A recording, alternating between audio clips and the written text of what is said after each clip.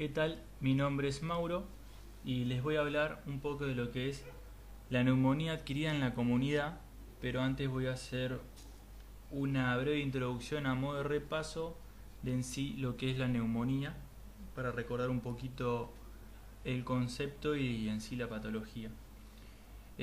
Comprende lo que es la inflamación de uno o ambos pulmones provocado por una infección y que compromete, digamos, a los alvéolos, ya que hay una migración de leucocitos polimorfonucleares y en sí otros elementos formes de la sangre en el espacio alveolar. Como les dije, esto está causado por ciertos agentes patógenos infecciosos, que entre ellos pueden ser bacterias, virus, hongos, como también parásitos. Y bueno, para recordar un poquito lo que es la clínica, vamos a tener las manifestaciones clínicas. Yo en esta diapositiva puse como un paciente muy de manual que va a presentar todas las características de una neumonía, y que en ellas son la disnea, la fiebre, la tos con expectoración, que en un periodo puede ser herrumbrosa, el dolor torácico en puntada de costado y el patrón ventilatorio restrictivo, que es la taquipnea e hipopnea, que eso lo podemos observar en el examen físico en inspección, esa taquipnea. Y también puede aparecer raro en ver lo que es la fase neumónica, que hace referencia a un eritema malar con herpes labial del lado de la lesión. La palpación se va a poder observar lo que es la reducción, la disminución de la expansión pulmonar, como también la disminución de las vibraciones vocales. Y a la percusión va a haber matidez en el área afectada. Y con respecto a las ocultaciones, característicos los estertores crepitantes, hay una ausencia del murmullo vesicular, en algunos casos puede ser reemplazado por el soplo tubario, y pueden haber alteraciones como broncofonía, pectoriloquia áfona, pectoriloquia, egofonía. En sí, para llegar al diagnóstico necesitamos de la clínica y necesitamos de lo que es la placa de tórax. Es de ayuda un hemograma, podemos encontrar leucocitosis, pero no en todos los casos, no es fidedigno. Sí es mucho más fidedigno lo que es la placa de tórax. Yo acá coloqué 3 imágenes donde de izquierda a derecha, empezando por la izquierda, tenemos una neumonía por el Streptococcus pneumoniae. Como podrán ver, a nivel del pulmón derecho del lóbulo superior se puede ver toda una condensación en forma de triángulo con base pleural, o también conocido como ala de mariposa, donde se ve toda una radiolucidez. Eso todo es un infiltrado alveolar que genera toda esa condensación, que lo que hace en el pulmón es que el pulmón es un tejido heterogéneo. Esta condensación lo convierte en un tejido más homogéneo. En la imagen del medio podemos observar una neumonía por Mycobacterium tuberculosis, que es como la gran disimuladora. No aparenta ser una neumonía para nada, pero se puede ver todo lo que es ese infiltrado a nivel del lóbulo superior, menos marcado como el del Streptococcus pneumoniae, más difuso, menos claro.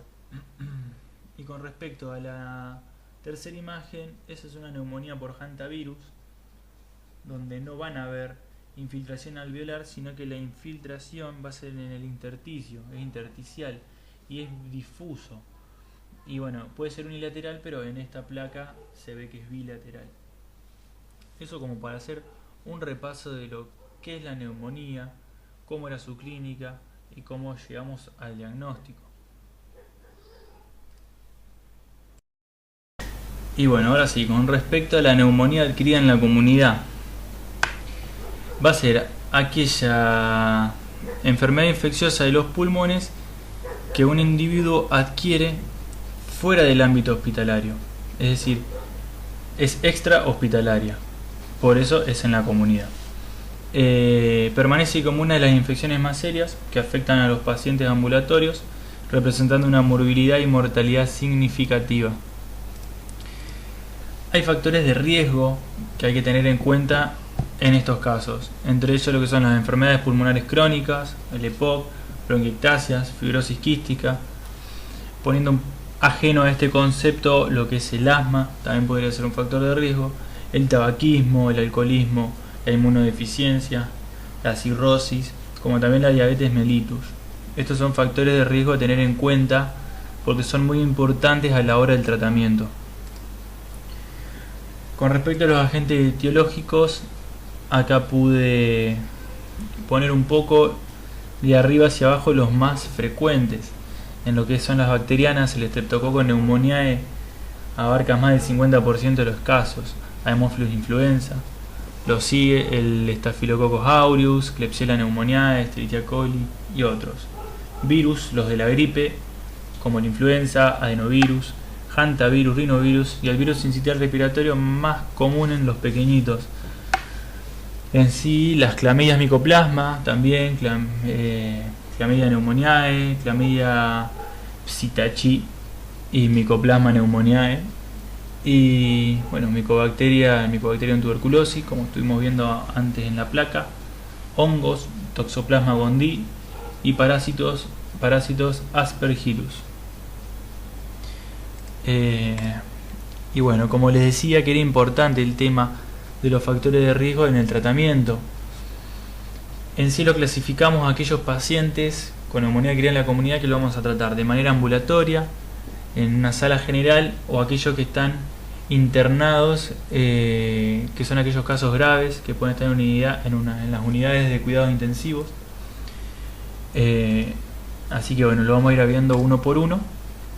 Y en sí, aquellos pacientes ambulatorios que comprenden a los que son tratados en forma completamente ambulatoria, es decir, en sus casas, o después de haber tenido una breve internación menor a 4 días, es decir, aquellos que cayeron internados, pero se les dio el alta y se los sigue tratando de una manera ambulatoria, y se los clasifica en A y B.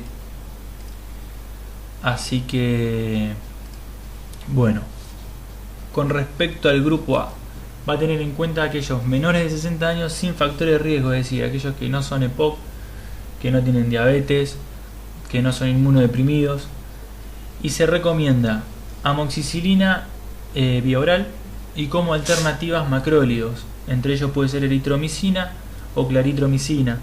La eritromicina no es tan usada, es mucho más utilizada lo que es la claritromicina. El grupo B va a entender a aquellos pacientes mayores a 60 años y que presenten factores de riesgo.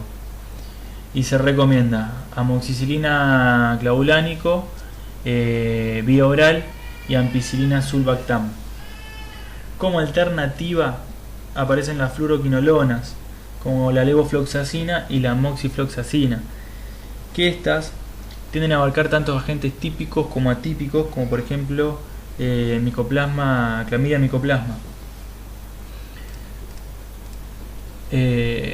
Yéndonos ya para aquellos pacientes hospitalizados en una sala general, también lo dividimos en grupo A y en grupo B. ¿Cuál es la diferencia entre el grupo A y el B? Que el B es aquel que se internó y se lo dio de alta. El grupo A es el que vamos a tener en la sala del hospital. Se recomienda la amoxicilina con clavulánico vía oral o endovenoso, o ampicilina sulbactam endovenoso. La alternativa podemos ya tener en cuenta una ceftriaxona, que esta es una cefalosporina de tercera generación, endovenoso, y si no me equivoco es 1 gramo cada 12 horas. También otra puede ser unas fluoroquinolonas respiratorias, que son como las que nombramos antes, como la levofloxacina. El grupo B, como les decía, aquellos que están hospitalizados pero se les da el alta y se los trata en sus casas con ceftriaxona. Así están igual las alternativas como amoxicilina con clavulánico, por ejemplo, y esas que están ahí en la diapo. Tener en cuenta que cuando vamos a elegir un tratamiento es importante tener en cuenta los microorganismos principales, es decir, no podemos iniciar un tratamiento sin colocar un fármaco que cubra lo típico, lo más común, digamos, como es el Streptococcus pneumoniae, Haemophilus influenza, el Staphylococcus aureus o enterobacterias. Por ello, la elección del antimicrobiano debe cubrir principalmente estos microorganismos. Y ahora, si tenemos un paciente que lo estamos tratando y a los 3 días vemos que el paciente sigue con fiebre, que muestra deterioro, que no hay mejoría, es importante tener en cuenta que puede el tratamiento estar fracasando y hay que modificarlo, corregirlo y dirigirse a un tratamiento que también cubra aquellas bacterias, aquellos patógenos atípicos. Y el tercer grupo, y el más grave, que es aquellos pacientes de unidad de cuidados intensivos, también tenemos el grupo A y B. El grupo A se recomienda lo que es una aminopenicilina más lo que es clavulánico o sulbactam endovenoso y un macrólido. Es decir, acá tenemos un triple esquema. O podemos reemplazar eso por las fluoroquinolonas respiratorias, también intravenoso. Bueno, como alternativas se puede cambiar el aminopenicilina con el inhibidor de beta-lactamasa como el clavulato o el sulbactam y lo cambiamos directamente por ceftriaxona. Nos vamos a la cefalosporina de tercera generación. Y en el grupo B, donde puede aparecer, digamos, lo que es la pseudomonas aeruginosa, que es atípico, podemos utilizar lo que es cefepime, que es una cefalosporina de cuarta generación y con amicacina y un macrólido. O podemos usar piperacilina, tazobactam más amicacina y un macrólido. Así que bueno, si no está disponible, digamos, si no está disponible alguno de estos fármacos, se puede utilizar lo que es la ciprofloxacina. ¿Qué es lo importante, digamos, también a tener en cuenta? Que estos grupos, este tercer grupo, son pacientes que son difíciles de abordar y que la idea es cubrir, cubrir el tratamiento con un fármaco de amplio espectro. Por eso es importante tener en cuenta la presencia de organismos atípicos como la pseudomonas aeruginosa. Por eso se recomiendan estos triples esquemas. Así que bueno, eso es todo.